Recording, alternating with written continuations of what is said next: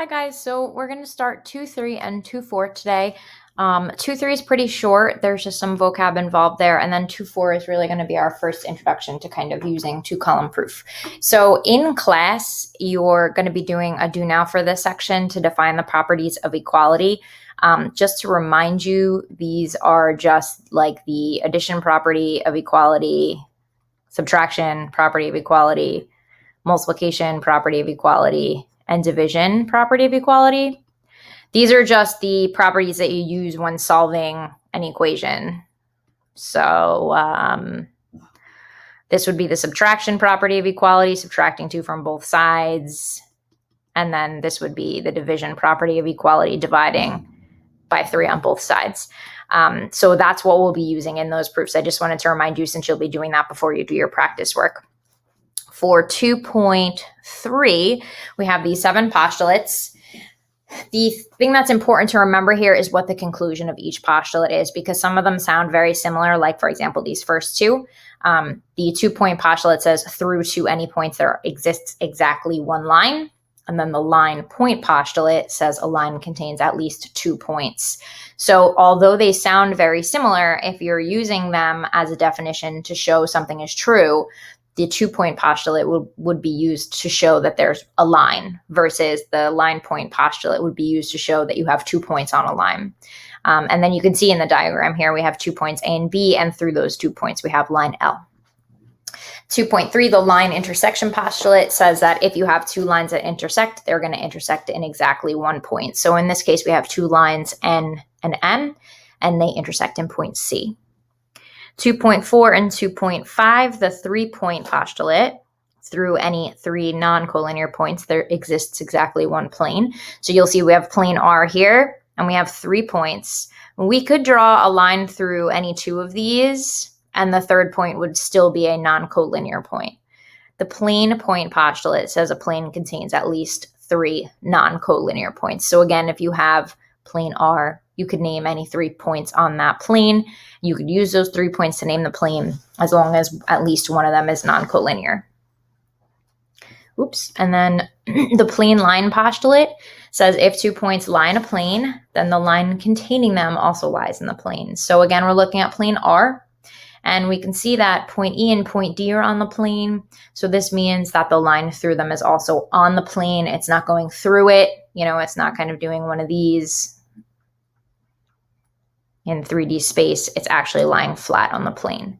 And then 2.7, the plane intersection postulate says that if 2 planes intersect, then they intersect in 1 line. So in this case, we're looking at plane S, which is the one that's kind of standing vertically, and plane T, the horizontal plane, and their intersection is the entire line L. So at this point, what you're going to do is you'll pause this video, and you're going to go to Google Classroom, and you're going to have stations for 2.3. The assignment will just be listed as 2.3 stations. I think I made a copy for you already. I think that it will already be a copy. If it's not editable, you'll have to just make your own copy, and then you'll turn that in when you're done, and then you can return to this video to finish the notes for 2.4. This is all we have for 2.3, so make sure you finish those stations first. So example 1 for 2.4 is just solving an equation, solving for x. When you're given an algebraic proof, almost 100% of the time, the first statement is going to be your equation. 3x plus 2 equals 23 minus 4x. And the justifications for the equation that you have or that you start with will almost, again, always be given. Unless you're starting with a geometric diagram, in which case you're maybe using the segment addition postulate or the angle addition postulate first before you're substituting algebraic expressions, then your equation will be first and it will be given. To solve this, I'm going to add 4 to both sides first. So I'll have 7x plus 2 equals 23.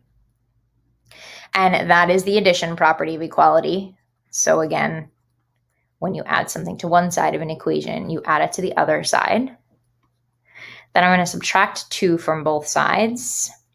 So that'll be the subtraction property of equality. And then the 4th step here, we're going to use division to get x is equal to 3. and that will be by the division property of equality. So algebraic proofs are pretty simple. And again, it's kind of to just get us used to using this format of using 2-column proofs. For example 2, we're going to be using the distributive property, so another property that has previously been defined in algebra.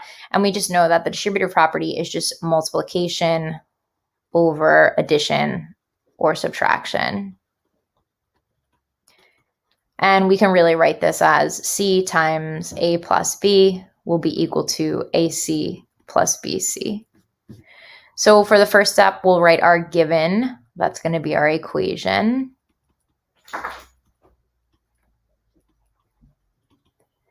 And then you could technically divide both sides by -5 if you wanted. I'm going to use the distributive property since that's what this is kind of, using for the definition up here. So we'll distribute that -5. And we can use the distributive property as our justification. For step 3, we'll add 40 to both sides. That's the addition property of equality, which I'm just abbreviating as POE. And then we'll divide both sides by -35. We'll get W is equal to -2 by the division property of equality. Example 3 is another example using the distributive property. So I'm not going to go through this with you formally. I will tell you that this answer down here should be 0.04 or 4%. But if you'd like to use this as an extra example to kind of test out if you're getting the hang of a 2-column proof for algebra concepts, you can pause and do this here. And then if you want me to check your work for you, I'll be glad to do that during class time.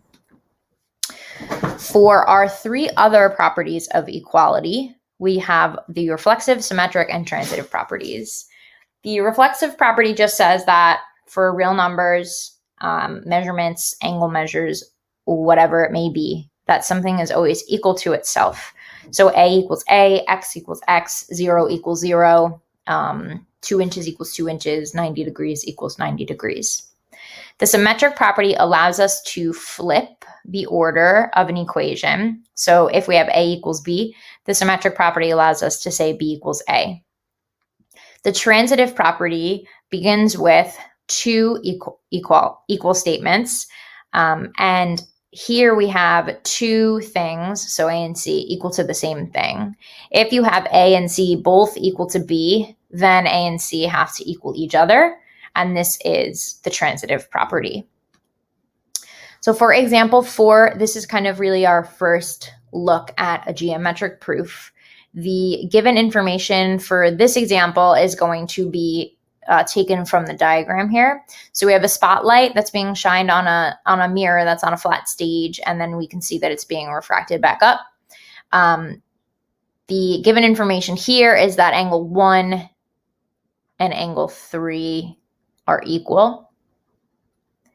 And that's just because they're marked as congruent on the picture there. So we can call that our given.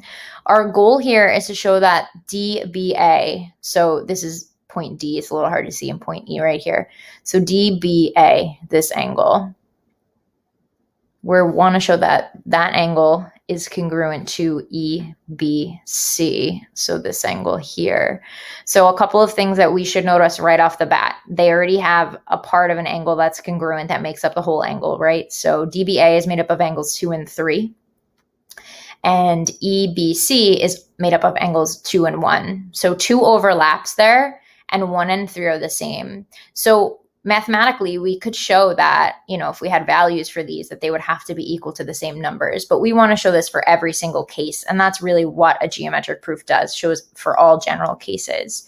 So we're going to want to relate those 2 angles to one another because we're going to have to show that they're the same. So we're going to break them down using the angle addition postulate. We're going to break angle DB down to the 2 angles that make it up, measure of angle 2 and measure of angle 3.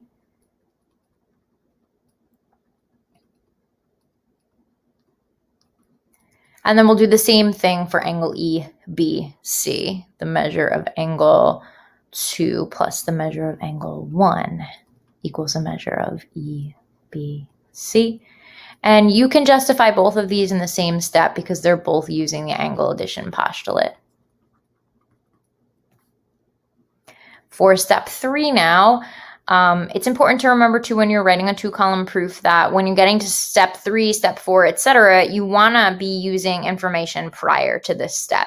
So as long as all of your givens have been filled in already, you are going to be manipulating these equations or what have you down the line from the previous information. We can definitely take a look at this equality here, 1 and 3, because we'll see now that those are in both of our equations, 1 and 3. So remember, if the goal is here, we need to show these two are equal. We can use some substitution here to help us along. The measure of angle 2 plus the measure of angle 3 equals the measure of angle EBC. So what I did was I took the equation for EBC and I just substituted the measure of angle 3 in there. And we can just say by substitution. Now at this point, I have an equation for EBC, 2 plus 3, and I have an equation for DBA, 2 plus 3. So I have two angles that are equal to the same expressions, so I can say that they're equal to each other. DBA is equal to 2 plus 3, and EBC is equal to 2 plus 3. And this is the transitive property. Two things equal to the same thing have to be equal to each other. I just want to make a note too that you could go from here and here and you can subtract. So you could do the measure of angle 2 plus a measure of angle 3 equals measure of angle DBA, and then you could subtract this whole entire expression, this whole entire expression like it was a system. So measure of 2 minus measure of 2 would be 0. Measure of 3 plus measure of 3 would be 0. And then you would get measure of DBA. Let me write this way a little bit so I can write it out. Minus the measure of angle EBC. So we're going to have 0 equals this. And if you add this over to both sides, you'll get that equality. Oops. So there will be multiple ways to do proofs. This is just one way. This is another method using that. So you would just use that. This would be subtraction property of equality. And then you would have that equality at the bottom as well. For example 5, we're given a diagram here, and then we're given some information up here that we're going to want to read and decipher. So it tells us we have a park, a shoe store, a pizza shop, and a movie theater located in order on a city street. So this is our city street. Each of these is going to represent one of these storefronts. So I'll use P for park, S for shoe store, Z for pizza, and M for movie theater. I'm told in the question, if I continue to read, that the distance between the park and the shoe store, so here, is equal to the distance between the pizza shop and the movie theater here. I want to show that the distance from the park to the pizza shop, so let me pick a different color actually, this here, P to Z, is the same as the distance from the shoe store to the movies, so S to M. So our goal here is to prove that PZ is congruent to MS. My given information is again coming from this diagram. PS is congruent to MZ. And it's important to remember the difference between congruency and equality here. Congruency is only used for figures. You cannot add and subtract figures, so it's only for equations. But we can say that the measurements are equal here. And that's just by the definition of congruence. We've talked about how congruency implies equality and vice versa. Equality implies congruency. So now we'll be allowed to use these in some equations. The first equation I'm going to want to use has to do with the whole entire segment PZ. So I can say PS plus SZ equals PZ. And I'm going to do the same for MS. So we can say SZ plus ZM equals MS. That is the segment addition postulate.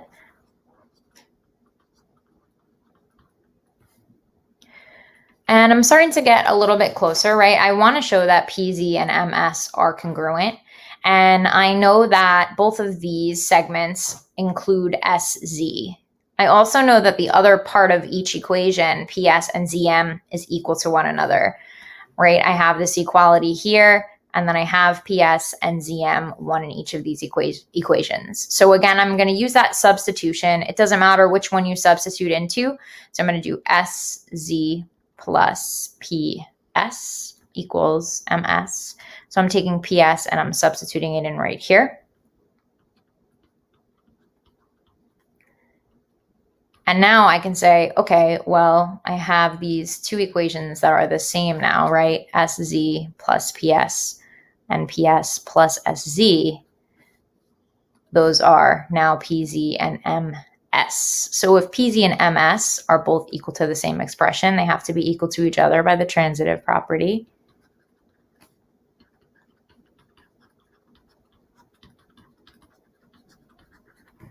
And then finally, down at the bottom, I'm going to squeeze that in a little, sorry. PZ is congruent to MS, again by the definition of congruency. So if you have any questions on either of these two geometric proofs that I've done, or if you have any questions on the algebraic proofs or the vocabulary, please make sure that you just, make a little mark. Maybe it was just line 3 that you were confused with. Put a little asterisk or write the question right next to the example on your notes. And I'll gladly go over those with you before we get started in class. In class next time. We'll do, like I said, the do now, and we'll do some practice work as well. I hope you have a good night.